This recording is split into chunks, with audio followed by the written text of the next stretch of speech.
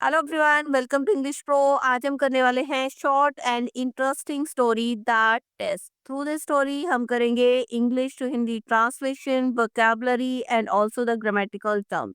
So without wasting any time, let's start. The test. Physician Charak was a great teacher of Ayurveda. Physician means वैद्य। वैद्य चरक थे, वो बहुत ही महान teacher थे आयुर्वेदा के।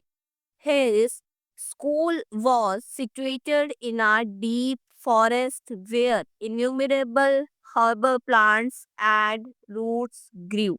Situated means होता है स्थित। Deep forest means घना जंगल। Innumerable means असंख्य। Herbal plants means जड़ी बूटियां। Means औषधीय पौधे भी कह सकते हो। Root means जड़े। Grew, grow, grew, grown verb की सेकंड फॉर्म है। उनका स्कूल एक घने जंगल में स्थित था, जहां इन्यूमरेबल असंख्य जड़ी बूटियां और जड़ें उगी हुई थी। ग्रू, ग्रो, ग्रू, ग्रोन वर्ब की सेकंड फॉर्म। वंस एक बार आचार्य चरक asked his students to find the plants or roots which have no use as medicines. तो एक बार आचार्य चरक ने अपने स्टूडेंट्स को, अपने शिष्य को ऐसे पौधे या जड़ें ढूंढने के लिए बोला। टू फाइंड ढूंढने के लिए जिनका कोई भी use as a medicine, as a औषधि नहीं है। तो ये है relative clause, which have no use as medicine, क्योंकि यहाँ पर हमारे पास नाउन है the plants and roots. Means वो पौधे और जड़ें जिनका कोई भी use as a medicine, as a औषधि नहीं है। तो यहाँ पे ये जो रिलेटिव प्रोनाउन है विच, ये डिस्क्राइब कर रहा है इट्स नाउन को, द प्लांट्स और रूट्स को। इनके बारे में हमें इंफॉर्मेशन दे रहा है कि कौन से पौधे और प्लांट्स, वो पौधे और प्लांट्स जिनका एज अ मेडिसिन कोई भी यूज नहीं है। क्योंकि रिलेटिव क्लॉज क्या होता है? रिलेटिव क्लॉज वो होता है जो किसी नाउन को डिस्क्राइब करता है और स्टार्ट होता है रिलेटिव प्रोनाउन के साथ। रिलेटिव प्रोनाउंस कौन से होते हैं? विच हो गया, whom हो गया, what हो गया, that हो गया, ये सारे रिलेटिव प्रोनाउंस होते हैं। Okay. He gave the students 30 days to probe the jungle. Probe means होता है जांच करना, इन्वेस्टिगेट करना। तो उन्होंने gave दिए, gave given verb की सेकेंड फॉर्म। उन्होंने शिष्यों को, स्टूडेंट्स को 30 दिन दिए जंगल की जांच करने के। The students dispersed in various directions. Dispersed verb की सेकंड फॉर्म है disperse, dispersed, dispersed. Disperse means होता है फैल जाना, ठीक है, बिखर जाना। तो यहाँ पे जो सारे स्टूडेंट्स हैं वो अलग अलग दिशाओं में फैल गए। Dispersed. Some found grass and thorny plants useless. कुछ ने फाइंड, फाउंड, फाउंड वर्ब की second form.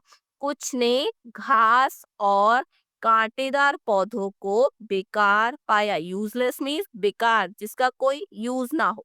Others scraped off trees barks and leaves which were not used in medicines. Scraped off means होता है खुरच कर उतारना, ठीक है। तो ये फ्रेजल वर्ब है। ट्री बार्क्स होता है पेड़ों की छाल, लीव्स मीन्स पत्ते। तो यहाँ पर दूसरों ने, अदर्स दूसरों ने पेड़ों की छाल और पत्तों को स्क्रेप ऑफ किया, मीन्स खुरच कर उतारा। Which were not used in medicine, जिनका औषधियों में यूज नहीं होता था। तो यहाँ पे भी है relative clause, which were not used in medicine, लेकिन ये पैसिव रिलेटिव क्लॉज है। देखो हमने यहाँ पे भी रिलेटिव क्लॉज देखा था, द प्लांट्स और roots which have no use as medicine. यहाँ पे डायरेक्टली ये जो रिलेटिव प्रोनाउन है ये इस नाउन को डिस्क्राइब कर रहा है। इट मीन्स सब्जेक्ट जो है वो डायरेक्टली एक्शन को रिसीव कर रहा है। लेकिन यहाँ पे क्या है? अदर स्क्रेप्ड ऑफ, दूसरों ने स्क्रेप ऑफ किया पेड़ों की छाल को और पत्तों को, which were not used in medicine. तो यहाँ पे ये रिलेटिव प्रोनाउन तो है, लेकिन ट्री, बार्क्स और लीव्स जो हैं वो कहाँ से एक्शन रिसीव कर रहे हैं, वो यहाँ से कर रहे हैं, others scraped off trees barks. It means यहाँ पे जो नाउन है ट्री, बार्क्स एंड लीव्स, वो एक्शन को रिसीव कर रहा है किसी और से। इट मीन्स जो अदर्स मीन दूसरे स्टूडेंट्स हैं, उन्होंने खुरच कर पेड़ों की छाल को उतारा और पत्तों को भी तोड़ा, ऐसे पत्ते ऐसी छाल जिसका मेडिसिन में कोई यूज नहीं है। तो यहाँ पे ये रिलेटिव क्लॉज है, लेकिन पैसिव रिलेटिव क्लॉज है, क्योंकि यहाँ पे जो नाउन है वो एक्शन को रिसीव कर रहा है। ऑन 30th डे मीन्स 30वें दिन द स्टूडेंट्स रिटर्न, स्टूडेंट्स वापिस आ गए, रिटर्न रिटर्न रिटर्न वर्ब की सेकंड फॉर्म है।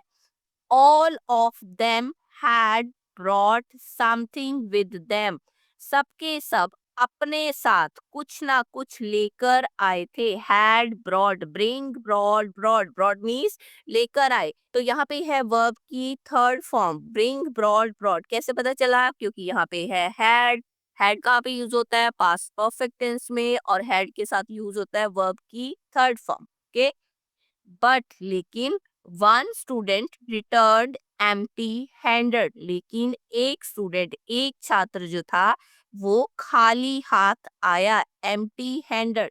ये है कंपाउंड एडजेक्टिव। जैसे हम कहते हैं narrow minded, open minded, short temper, well dressed, ये सारे कंपाउंड एडजेक्टिव्स है। Okay, he had not been able to find any useless growth in the entire jungle. Entire means पूरे जंगल में, उसने पूरे जंगल में कुछ भी यूजलेस नहीं पाया।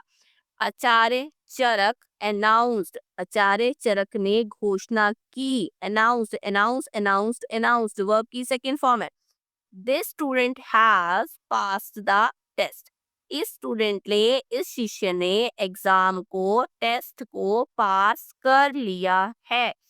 There is nothing in the jungle that has no medical value, means यहाँ जंगल में ऐसा कुछ भी नहीं है जिसमें मेडिकल प्रॉपर्टीज नहीं है, औषधीय गुण नहीं है।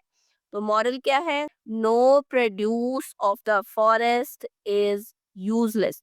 इट मीन्स जंगल की कोई भी उपज बेकार नहीं है। तो ये थी हमारी short and very interesting story the test. Through this story हमने English to Hindi translation, vocabulary and grammatical terms को कंप्लीट किया। अगर वीडियो अच्छा लगता है, कुछ भी अच्छा सीखते हो, then please like, subscribe and share the video. मिलते हैं ऐसी नई स्टोरी के साथ। Bye and enjoy your learning.